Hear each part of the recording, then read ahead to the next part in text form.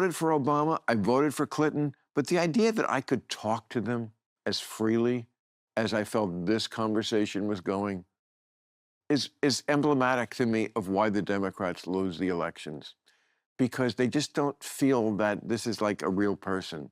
And I know it's so weird to say that about Donald Trump, who I've said a jillion times is, a whiny little bitch. I mean, I could go through my greatest hits of like insults, but this was about getting past that and maybe seeing that if we met in person, we don't hate each other as much, and we don't. And I'm sorry, I'm not gonna like pretend that's a bad thing. No, it's how you heal. Good on you for being a liberal that acknowledges male-female distinctions. What a concept, Oh, of right? course. I mean, Of all the low-lying fruit that the Democrats just like hand the Republicans to win elections, that's the one. it's so funny. I joked around with my team the other day. I said, are they really going to just let us win every national election on this no men and female sports thing? Right. Like, they can't surrender on this one issue. It's so It's ridiculous. a 90-10 issue. Yeah. There's 890 medals and trophies of men winning these competitions. You lost Gavin Newsom on this. Okay? Take that as a hint, right? I mean, I think you were I was the one that asked the question. Right. Yeah. Charlie Kirk is making the rounds again, it seems, and he had an interview with Bill Maher. Now, it's an hour-long video, I believe, if I remember correctly. I didn't watch the entire thing, but I have seen some clips floating online, and some of it was very, very entertaining, very good. I think it was good conversation, and it shows that I think what the appetite for the American people is that for the two sides to mingle with each other. Because I think in my own day-to-day life, right, I interact with a lot of people from different walks of life, different ideas of how the world should be, and we get along swimmingly. I talk about it numerous times on this channel. My wife's maid of honor is, I want to say she's a rabid feminist, but she really believes the feminist stuff. And we argue all the time because I'm more traditional and I believe there's gender roles for a reason. And, we debate all the time.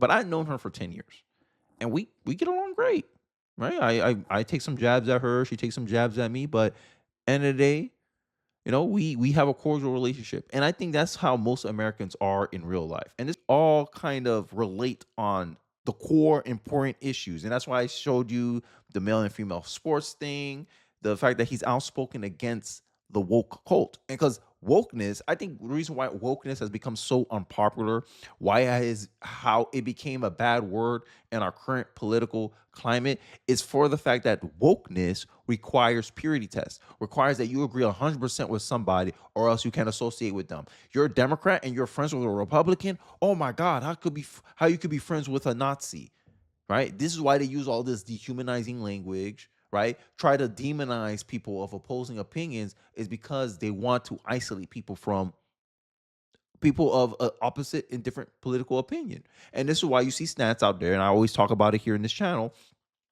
Democratic women are politically the least tolerant people in this country, at least. Democrat women, the least politically tolerant. They won't date somebody of opposing political opinions. They won't be friends with somebody of opposing political of opinions. And they found out one of their friends have an opposite or opposing political opinion, they'll unfriend them.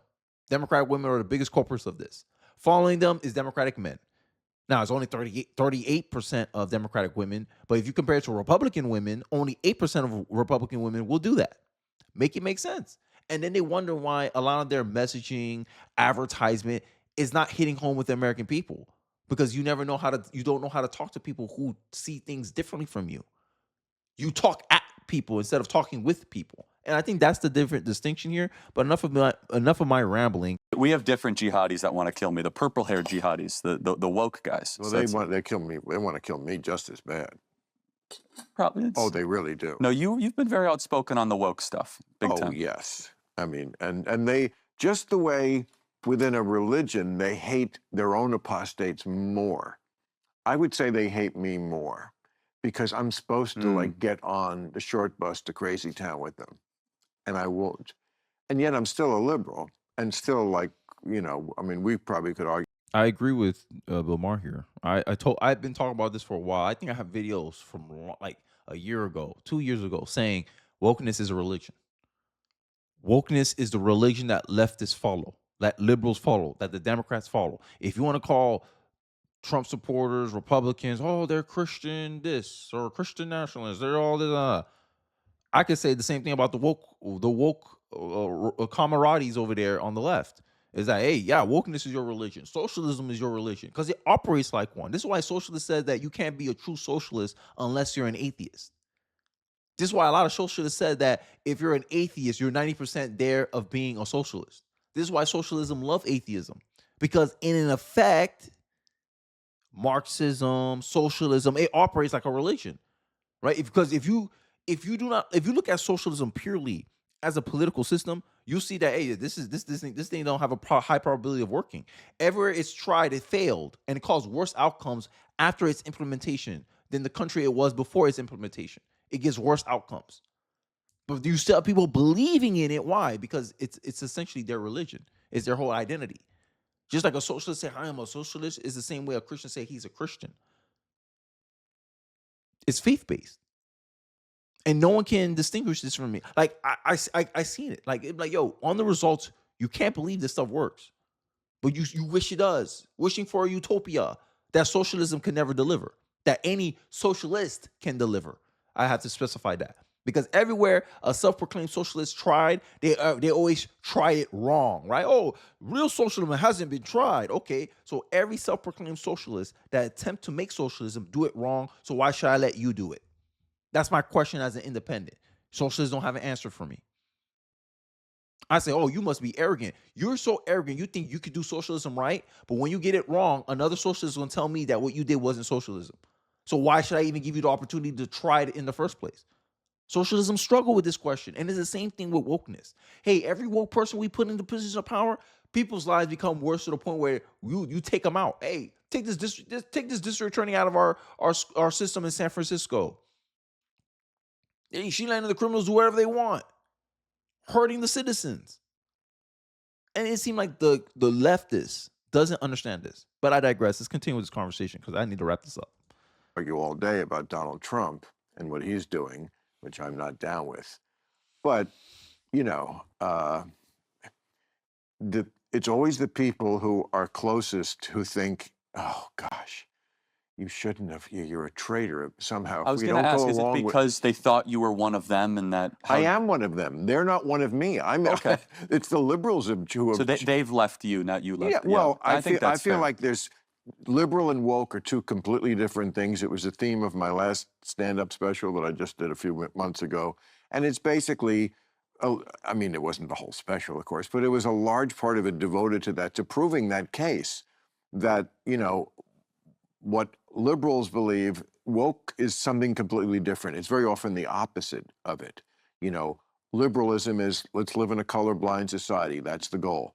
Woke's goal is we see race everywhere. Race obsession. Yes. Okay. So that's not liberal. You changed. Liberal is there a two-state solution. Woke is river to the sea. Okay. So just don't take my word and say you're that. You took this and took it to... You got off the F train, you fell asleep, and you got off the 20 stops too far, and don't blame me for that. Exactly. But that's cultural progressivism, conformity, right? Character assassination. That's progressivism. That is. Cancel you if you don't believe. This is the stuff that Shank and Anna Kasparian are dealing with right now on their side. That they can't get anything practical done because everyone on the left says, no, you need to be a purity test. No, we need to tell American people what they need and what they want. Kenny, you're voting against your best. Progressives used to tell me this all the time. Kenny, you're voting against your best interests. Oh, tell me what my best interests are. And they tell a whole bunch. Start telling me stuff that I don't give a damn about. I said, racism is not a big issue in my life. Progressives. Then the progressives then spends hours trying to convince me how racism is a big problem in my life. And then I showed them examples of how it's not. Oh, what if a teacher does this? I said, well, that's the teacher's opinion. Just like a teacher can have an opinion that you will never be successful in your life doesn't mean that it's because of my skin color. He just doubts my abilities. And there's only two ways you can do to a doubter. You can prove him right or you can prove him wrong. Or what if he makes it specific about your race? I don't care. Can he stop me? Can he weaponize the system in some way to keep me from doing what I need to do? No. Oh, okay. All he can say is mean things to me. Yes. Why would I worry about that? It's like a naysayer. It's like a negative comment. Like, What can it do to me? Can it stop me? No, only I can stop me. So why would I worry about what some feelings that someone had because of how I was born? I mean, feminists, I put feminists in the same boat as I put a racist. Feminists hate me because I'm a man, and they think I have some undue privilege because I'm a man. Right? They think I'm trash because I'm part of the male gender. So when I'm with my wife, they say, "Oh my God, you shouldn't be with him." Right? If a feminist say that, what recourse they have? They have nothing. They got nothing. You can say all that. Like, if you look on TikTok, right? And this is the funny part. They have all these talks about misogyny and all this stuff. But if you look at TikTok and you put the two phrases "kill all men," "kill all women," you're gonna see "kill all men" is like top of the charts in TikTok. But all this problems, oh, misogyny, misogyny, misogyny. I'm like, yo, if I compare the amount of like, come on, let's be real here. And I don't understand. And this is why I'm saying, like, I hate this superficial, I hate gender obsession, I hate race obsession. Judge me on my abilities. Judge me on my character. Right? All these assumptions that feminists have about men is the same way that racists have assumptions about black people. Even white people, because racists, they can be black or white. If you think a black man can't be racist, you're racist. You saying someone can't be something because of the color of their skin, you're racist. Oh, you can't be the next Albert Einstein because you're black, racist. You can't be racist because you're black, racist. Like, come on, you're the same thing.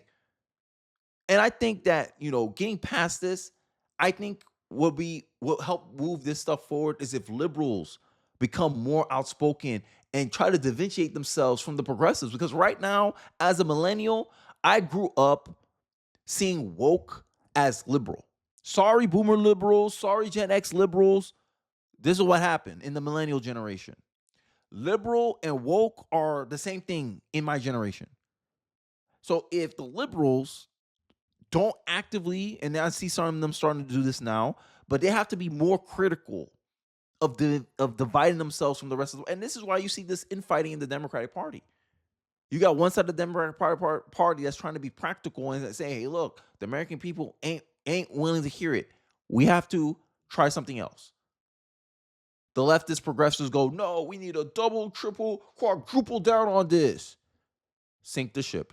But I digress. I think I'll leave it off there. Let me know your thoughts and perspective on their conversation. I know you can watch the video somewhere online. I think you'll find the rest of it. But I just wanted to give some of my thoughts there, and I didn't want to take off the whole video because I might get copyrighted. But let me know your thoughts and perspective in the comment section below. I'll be interested to hear what you have to say. Don't forget to like, comment, and subscribe. Please share this video if you feel so inclined. It really does help me out in the algorithm. And I'll catch you guys on the next one.